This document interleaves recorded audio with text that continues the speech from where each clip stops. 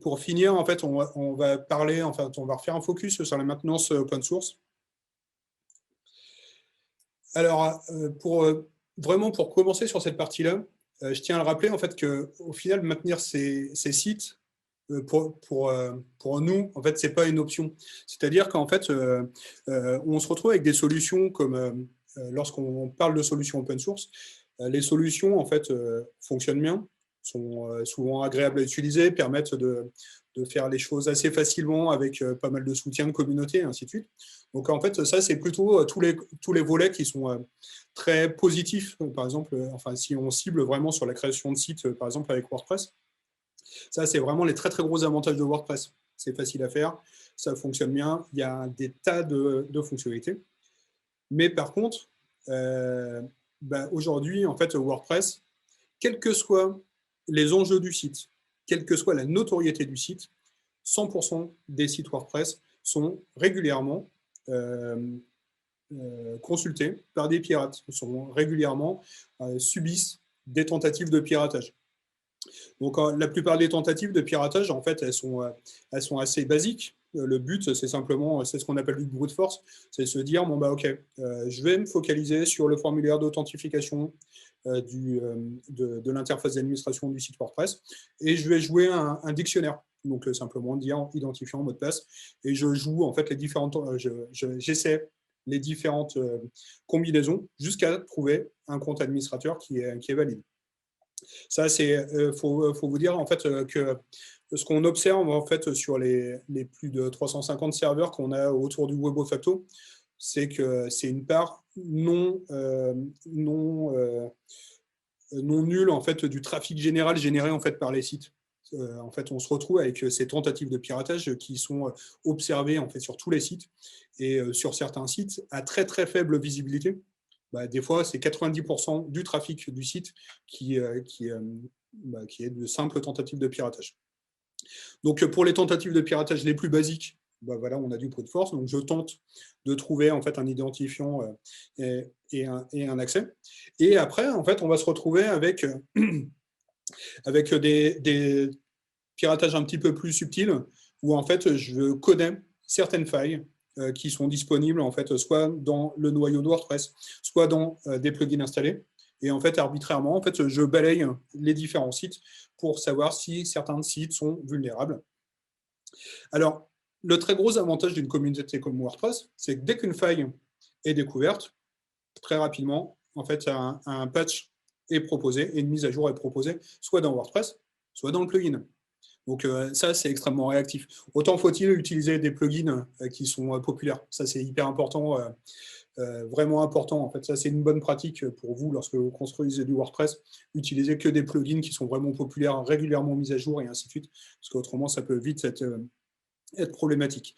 Mais par exemple, si vous utilisez, enfin, je prends un exemple, Yoast, pour faire le SEO de WordPress, extrêmement populaire, vous êtes sûr que s'il y a le moindre problème dans Yoast, vous allez avoir une remontée auprès de leurs équipes très rapidement, enfin, auprès de la communauté très rapidement, et proposer une mise à jour, en fait, une mise à jour dans la demi-journée, quoi. Mais encore faut-il que derrière, en fait, ces mises à jour soient faites. C'est-à-dire que si vous vous retrouvez, en fait, avec un site WordPress qui n'a pas été mis à jour, forcément, en fait, des failles sont découvertes au fur et à mesure. Si vous ne faites pas de mise à jour, tout simplement, en fait, ces failles ne sont jamais comblées. Donc, en fait, le fait de faire ces opérations de maintenance, en fait, c'est extrêmement important parce que, et quelle que soit la typologie de site, votre site est petit, de toute façon, en fait, il va être ciblé malgré tout, en fait, par des pirates. Enfin, c'est du ciblage arbitraire, hein, donc il va être ciblé par des pirates.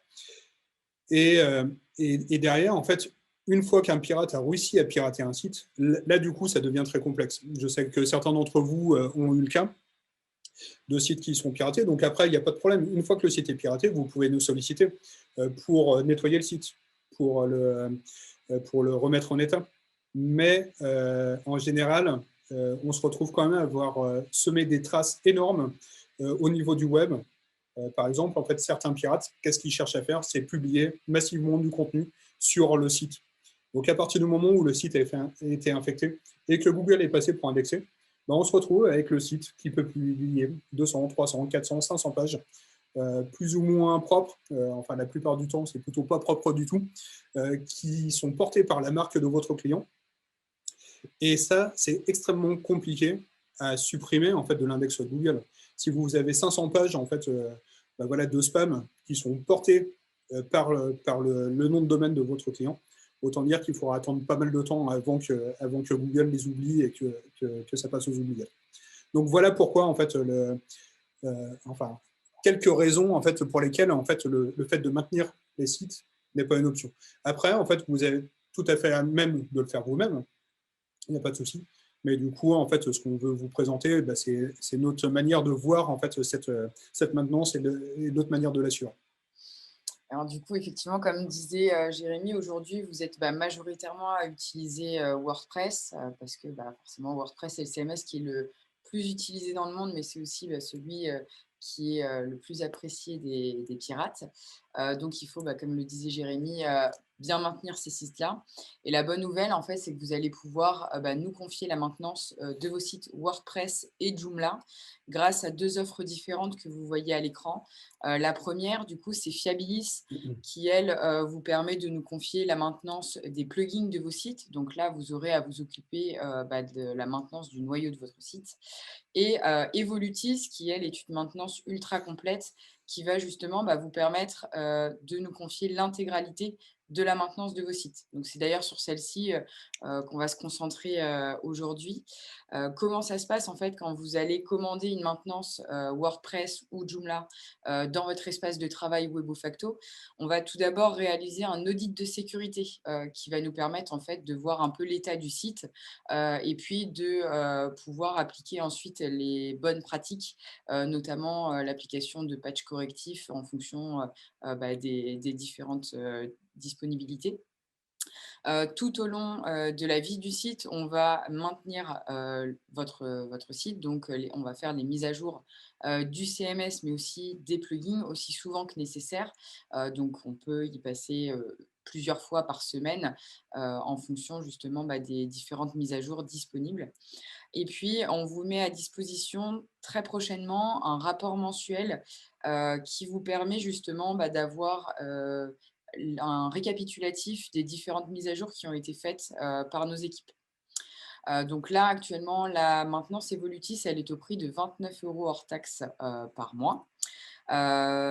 Et du coup, vous pouvez la souscrire directement depuis votre espace Webofacto.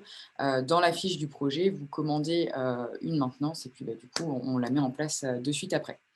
Et comme c'est Noël, du coup, on vous fait un super cadeau pour du coup, toute nouvelle souscription à une offre Evolutis. On vous offre 2 mois de maintenance avec le code EvolutisXMAS que vous avez à rentrer en fait juste avant de valider la commande d'une maintenance. Et celle-ci est valable du coup jusqu'au 31 janvier. Donc, on reste disponible pour vous aider et puis pour vous accompagner si vous avez besoin justement d'aide. Est-ce que du coup vous avez des questions sur la maintenance Evolutis ou est-ce que tout est clair pour vous? Eh bien, si vous n'avez pas de questions, je vous propose de mettre fin à ce dernier webinaire de l'année 2021. On se retrouvera certainement sur ce format-là, voilà, sur le début, enfin le premier trimestre de l'année 2022, où on aura le plaisir de vous présenter certainement de nouvelles fonctionnalités. N'hésitez pas, en fait, quoi qu'il arrive, en fait, à revenir vers nous tout le temps, au moindre souci. En fait, pour rappel, en fait, vous avez le chat dans le Webofacto qui permet vraiment, en fait, d'avoir une communication plus fluide, justement, sur vos différentes problématiques, que ce soit des problématiques justement de ventre, de vente, pas de ventre, de quel hébergement choisir, tous ces éléments-là, en fait, comment activer de l'hébergement vert. On est dispo. En attendant, on va vous souhaiter en fait d'excellentes fêtes de fin d'année. C'était un plaisir de vous avoir pour ce webinaire. Le webinaire, du coup, sera disponible en replay si certaines personnes de vos équipes n'ont pas pu y assister. En fait, on le publiera. A priori, ce sera publié à partir de jeudi sur nos réseaux sociaux. On pourra vous le retransmettre. Et donc, comme ça, vous pourrez accéder à tous ces éléments qui ont été dits aujourd'hui. Et ben, merci à tous. Merci à tous. Et puis, à très bientôt.